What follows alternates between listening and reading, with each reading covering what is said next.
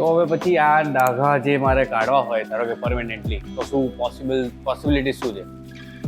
Permanently આમ તો pant કરેક્શનથી આપણે રિમૂવ ના કરી શકીએ, કેમ કે આ દેખાઈ રહ્યું છે કે વધારે પડતું ડેમેજ થઈ ગયું છે. માઇટ પોસિબલ કે આ 2-3 દિવસ તમારી ગાડી પર હશે અને તડકામાં બી પડી હશે ગાડી, એટલે વધારે ડેમેજ થઈ ગયું.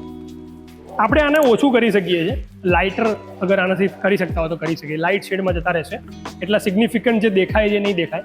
પેન્ટ કરેક્શન ઓર સિરામિક કોટિંગનું એક લેયર તમે અગર અપ્લાય કરી દો એના ઉપર, તો અગર ભવિષ્યમાં પણ આવું ફરીથી થાય છે તો સિરામિક કોટિંગ પ્રિવેન્ટ કરશે અને નીચે પેન્ટ સુધી પહોંચાડવામાં. સો યસ, આને આપણે અત્યારે હાલ પૂરતું તો રિમૂવ નહીં કરી શકીએ, બને એટલું આપણે આને કરેક્ટ કરી શકીશું પેન્ટ કરેક્શનના પ્રોસેસમાં, સેન્ડિંગ કરીને એના પછી કમ્પાઉન્ડિંગ અને પોલિશિંગના પ્રોસેસથી. પછી એને આપણે સિરામિક કોટિંગ ઉપર અપ્લાય કરી દઈએ તો અગર ફર્ધર આવી રીતે થાય છે તો અટકાવી શકીએ અને ડાયરેક્ટ પેન્ટમાં જતા. બટ અગર આ સ્ટેજમાં તમારે ફરીથી કરવું છે તો રીપેન્ટ ઇઝ ઓનલી ઓપ્શન. એ આપણે આમ તો ના કરાવવું જોઈએ, બટ આઈ એડવાઇસ કે તમારે સિરામિક કોટિંગ પહેલાં કરાવ્યું હોત તો વધારે સારું.